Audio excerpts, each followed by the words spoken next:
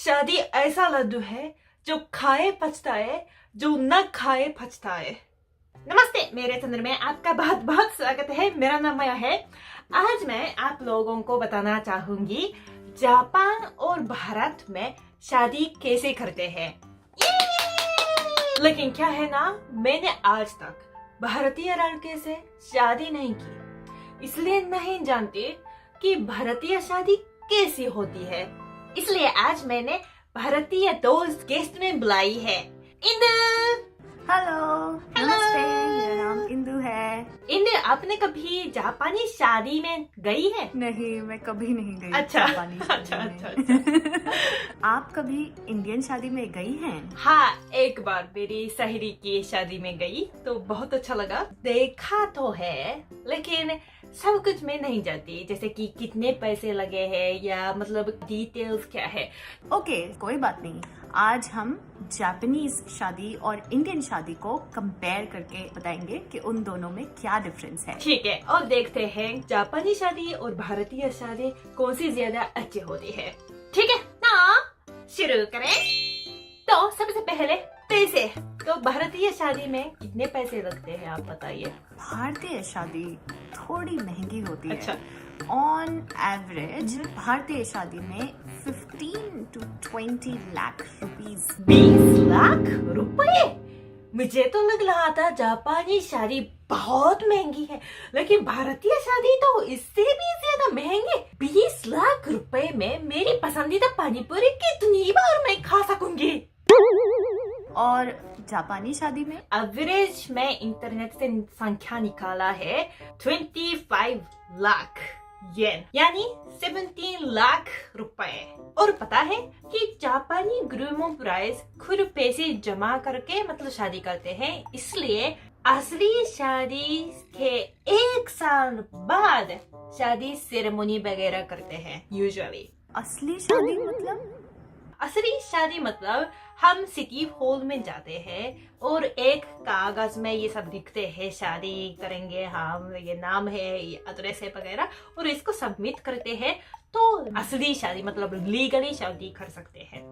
लेकिन उसके बाद प्लान करते हैं कहाँ पे शादी करेंगे, कैसे करेंगे, और पैसे जमाने शुरू करते हैं, और लगभग 1 साल बाद शादी सेरेमनी करते हैं। थोड़ा शादी सेरेमनी बाद में आता है। भारत में कैसा होता है? अगर अरेंज्ड मैरिज है तो पेरेंट्स लड़का और लड़की की कुंडली मैच करते हैं, तो फिर आगे बात करके वो लोग सगाई या रोका जिसको कहते हैं वो कर देते हैं। सगाई और शादी के बीच में बहुत ज्यादा गैप नहीं होता है। On an average 4 to 5 months से ज्यादा गैप रखना कोई पसंद नहीं करता है एंगेजमेंट और शादी के बीच में। और आजकल न्यू सिस्टम ये भी है कि सगाई 3-4 दिन पहले होती है और आफ्टर 3-4 days मैरिज कर देते हैं। बहुत जल्दी।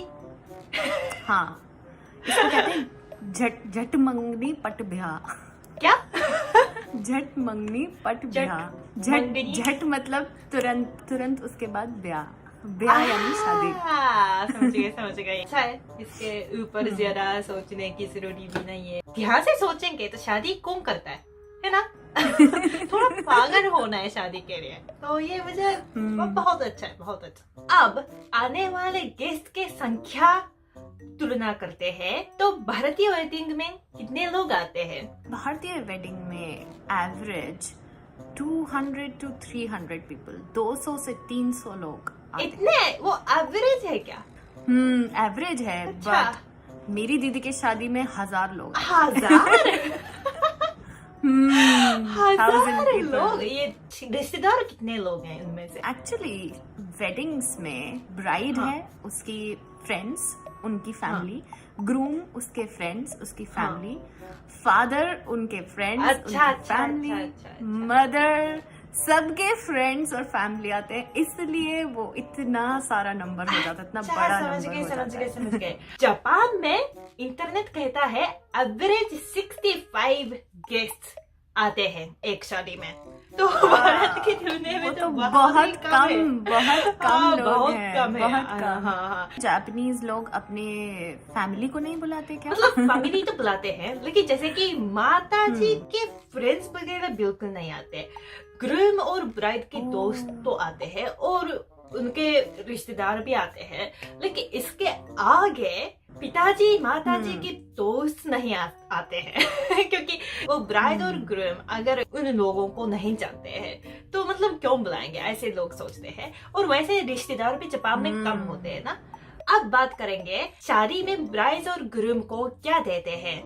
चलो मैं जापान से बताती हूँ। जापान में यूजुअली गेस्ट पैसे लेकर ही आते हैं। कितने पैसे ये तो डिपेंड करता है, लेकिन एवरेज 30,000 येन देते हैं।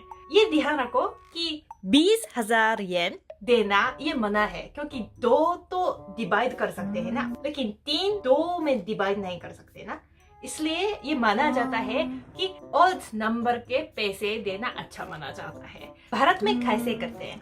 30,000 इंडिया के हिसाब से थोड़ा ज्यादा अमाउंट है। शायद 30,000 वो लोग देंगे जो ब्राइड और ग्रूम के बहुत क्लोज हैं, जो ज्यादा पहचान नहीं है। वो इंडिया में प्रेफर करते हैं 101, 201, 501, 1001।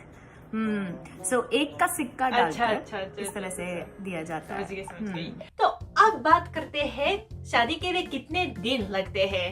मुझे पता है भारतीय शादी में बहुत टाइम लगते हैं तो कुल मिलाकर कितने दिन लगते हैं भारतीय शादी के लिए? I think average 4 to 5 days तो लगते ही हैं। अच्छा, जापान में बस 1 दिन लगता है ये सब कुछ 1 दिन में करता है मतलब और 1 दिन भी नहीं लगता है, 2-3 घंटे लगते हैं। सो इंडिया में जो वेडिंग होती है लगभग 5 days का पूरा फंक्शंस तो चलते ही हैं। जो मेन शादी होती है वो पूरी रात चलता है। मोस्ट ऑफ द गेस्ट रहते हैं, वो सब देखते हैं और सारे फेस्टिविटी सब कुछ अटेंड करते हैं और फाइनली मॉर्निंग में जाके सब खत्म होता है। तो काफी लंबी है इंडियन वेडिंग। तो बच्चों को तो सोना पड़ता है ना, ये हेल्थी नहीं है। बच्चे सो जाते हैं सो जाते हैं। ठीक है, इतने लंबे हैं। अच्छा, तो अब स्टाइल की बात भी करना चाहूंगी। मुझे पता है भारत में हिंदू लोग हिंदू स्टाइल में करते हैं ना, लेकिन जापान में ये बहुत अजीब है। जापान में ज्यादातर लोग या तो बुद्धिस्ट होते हैं या तो शिंतोइज्म मानते हैं, लेकिन पता नहीं क्यों जापानी लोग ज्यादा वेस्टर्न स्टाइल में चैपल में शादी करते हैं। अजीब है ना। इंटरनेट कहता है कि 58% जापानीज लोग चैपल में वेस्टर्न स्टाइल में शादी करते हैं और शिंतोइज्म स्टाइल में 21 and 18% लोग जिन्जेन्शिकी नामक तरीके से शादी करते हैं, जिसका मतलब है कि कोई रिलीजन से रिलेटेड नहीं है, बस शादी मनाने के लिए शादी करते हैं। वेस्टर्न स्टाइल तो आप भी मतलब इमेजिन कर सकते हैं। लड़कियां सफेद ड्रेस, वेडिंग ड्रेस पहनती हैं और मुझे लगता है ज्यादातर लोग सफेद ड्रेस पहनना चाहती है, इसलिए चैपल में शादी करते हैं। मेरी पूरी यकीन है। और मतलब मार्केटिंग भी ऐसा होता है कि अगर शादी बोलेंगे मैगजीन वगैरह, वो सफेद ड्रेस में लड़कियां आती है, इसलिए इसको मतलब बचपन से देखते हैं ना, इसलिए हम चैपल में ज्यादा शादी करना चाहते हैं। और शिंतोइज्म की शादी ये तो मंदिर में करते हैं और बिल्कुल जापानी पारंपरिक कपड़े पहनते हैं और लड़कियां बिल्कुल सफेद किमोनो पहनती है। ये भी बढ़िया है, लेकिन मुझे लगता है मैं इस तरीके से शादी नहीं करना चाहती, क्योंकि बाहर है ना ये सब ऊपर करना होता है। जापानी लोग तो इतने इनसिक्योर है कि ऐसे ना बैंग्स के बिना बाहर नहीं जा सकते हैं। ठीक है, मजाक है, लेकिन मैं ज्यादा इनसिक्योर नहीं हूँ, ठीक है, लेकिन ज्यादा लड़कियां ऐसे भी सोचती होगी। सो अगला हम बात करेंगे कि ग्रूम और ब्राइड वेडिंग सेरेमनी जो मैरिज गार्डन वगैरह होते हैं वहां तक कैसे जाते हैं। तो मायो-चान, क्या आपको पता है कि ग्रूम इंडिया में ज्यादातर कैसे आते हैं? वो तो मुझे पता है, सफेद घोड़े पर बैठकर जाते हैं ना। वो तो एक्चुअली घोड़ी होती है। अच्छा, क्यों? मुझे भी रीजन नहीं पता, बट लेकिन फर्क पड़ता है क्या? मतलब लोग ऐसे नीचे देखकर चेक करते हैं कि ये घोड़ी है, ये घोड़ा है। कुछ लोग एलिफेंट्स, मतलब जो बहुत बड़ी बड़ी शादियां करते हैं, बहुत पैसा खर्च करते हैं, वो एलिफेंट्स पे भी आते हैं। अच्छा, मुझे लगता है कि एलिफेंट्स जापान में सड़क में पड़ना अलाउड भी नहीं है, मुझे लगता है ना? क्योंकि अगर वे लोग टट्टी करेंगे तो क्या करेंगे, मतलब सड़क गंदा हो जाएगा। जापानीज लोग ऐसे सोचते हैं। अब शादी के आउटफिट्स के बारे में बात करते हैं। मैंने जापान के बारे में थोड़ा बताया। अगर वेस्टर्न स्टाइल में करते तो सफेद वेडिंग ड्रेस, शिंटोइज्म में करते तो सफेद किमोनो पहनती है लड़कियां। और ये एक नियम है, जब गेस्ट किसी के शादी में जाते हैं तो लड़कियां सफेद ड्रेस नहीं पहन सकती है, ठीक है? क्योंकि ब्राइड सफेद ड्रेस पहनती है ना, और ब्राइड से ज्यादा चमकदार कपड़े नहीं पहननी चाहिए, तो ये नियम है। इसलिए मैंने मेरी बहन की शादी में साड़ी पहन के गई, क्योंकि मैं ये नियम तोड़ना चाहती थी ना। तो मुझे बहुत अच्छा लगा कि सब लोग मेरी तरह से देख रहे थे, ना कि मेरी बहन की तरह। बहुत अच्छा लगा। ये मजाक है, ठीक है? मेरी बहन ने मुझे रिक्वेस्ट किया कि साड़ी पहन के आओ, लेकिन मुझे बहुत अच्छा लगा क्योंकि you know so many attentions to me। और भारत में कैसा होता है? मुझे पता है भारत में ब्राइड लाल रंग की साड़ियाँ पहनती है ना। हाँ, कुछ ऐसा ही कलर, कोई डार्क कलर जैसे लाल या फिर डार्क पिंक, इस तरह के कलर्स पहनते हैं। साड़ी भी पहनते हैं, लहंगा पहनते हैं, काफी एक्सपेंसिव वो लहंगे आते हैं। आखिर मैं आप लोगों को बताना चाहूंगी, जापान में मुझे लगता है कुछ लोग शादी सेरेमनी नहीं करते हैं। जैसे कि मैं, अभी तो वैसे भी कोरोना के जमाना है, ठीक है?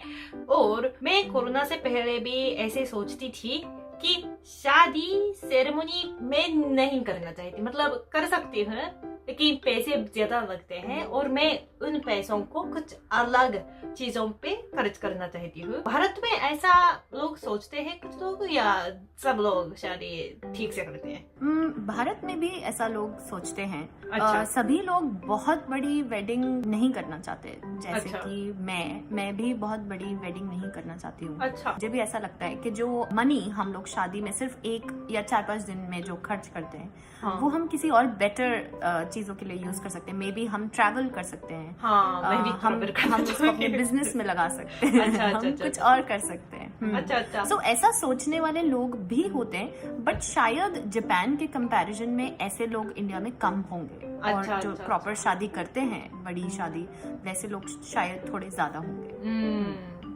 दिलचस्पी चीज है, धन्यवाद। तो कैसा लगा आपको? जापान और भारत में शादी में बहुत ही फर्क है ना? तो मुझे लगा भारतीय शादी जापानी शादी से ज्यादा अच्छी है, क्योंकि मुझे लगता है जापानी शादी तो बिल्कुल ही बड़ी कंपनी पैसे कमाने के लिए शादी का कॉन्सेप्ट ये बनाते हैं और बस हम करते हैं। हमारे रिलीजन या तो कुछ मतलब संस्कृति में कुछ संबंध नहीं है, लेकिन भारत में जो विश्वास करते हैं ना, हिंदू मुस्लिम कुछ भी, तो इसके तरीके से करते हैं, संस्कृति को फॉलो करके शादी करते हैं। तो मुझे लगता है भारतीय शादी ज्यादा दिलचस्पी है और जापानी शादी थोड़ा मतलब अजीब है। तो कैसा लगता है? आई थिंक सही है। इंडिया में लोग मतलब मॉडर्न हो गए हैं, कुछ लोग नहीं मानते बहुत चीजों में, बट जब शादी की बात होती है तो सारे ट्रेडिशंस फॉलो किए जाते हैं। ये अच्छा मौका होता है संस्कृति के बारे में जानने का। तो हाँ हाँ हाँ, और प्रिजर्व करते हैं ना संस्कृति। हमेशा डेली फॉलो करना भी मुश्किल है, लेकिन फॉलो बिल्कुल नहीं करते तो ये तो गुप्त हो जाता है। तो मुझे लगता है सालों में एक दिन तो ठीक तरीके से संस्कृति को पालन करके कुछ शादी वगैरह करना मुझे बहुत अच्छा लगता है। आज के लिए इतना ही। अगर आपको ये वीडियो अच्छा लगा तो लाइक और सब्सक्राइब जरूर कर दीजिए। और इंदु जी आने के लिए बहुत बहुत धन्यवाद। धन्यवाद। इंदु जी जापानीज भाषा सिखाती है ना इंस्टाग्राम वगैरह में। उनका इंस्टाग्राम URL नीचे डिस्क्रिप्शन में है, तो वो भी चेक करना, ठीक है? तो आज मेरे वीडियो देखने के लिए बहुत बहुत धन्यवाद। फिर मिलेंगे, मतलब बाय बाय।